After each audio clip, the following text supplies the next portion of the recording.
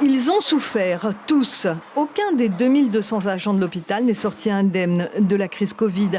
Parfois même, l'anxiété peut perdurer dans le temps. On sait maintenant, avec beaucoup d'études qui commencent à sortir un peu partout dans le monde, en Europe, aux États-Unis, sur toutes les zones qui ont été exposées, que après une vague comme celle-ci, il y a des conséquences psychologiques. À 3 mois, 6 mois, même 1 an après, en général, on retrouve environ plus de la moitié des professionnels exposés ressentent toujours des symptômes d'anxiété, de dépression et parfois de syndrome de stress post-traumatique en lien avec le Covid.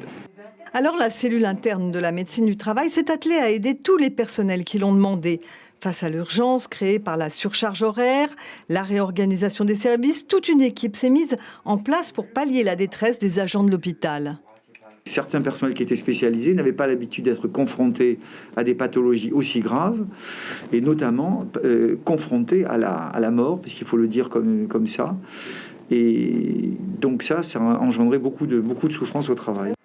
En pratique, des séances d'hypnose, des groupes de parole, des entretiens ont été organisés, de même que des séances de massage. Le massage, ça permet d'aider le personnel hospitalier dans leur quotidien, car ça leur permet d'oublier leur charge de travail, de penser à autre chose, de revenir aussi à des besoins plus essentiels dans la vie. Ce professeur de gym fait partie de la cohorte des bénévoles qui sont venus au secours des personnels hospitaliers. Il a déjà pratiqué près de 500 massages. Ils te prennent beaucoup d'énergie, mais au moins ils te parlent. Après, en fait, ils se laissent, ils sont détendus. Parce que par rapport à la pandémie, ils ont été bien marqués. Et le fait de se faire masser, ils parlent tout seuls, ça leur fait du bien. Cette cellule bien-être au travail va continuer à jouer son rôle le temps qu'il faudra.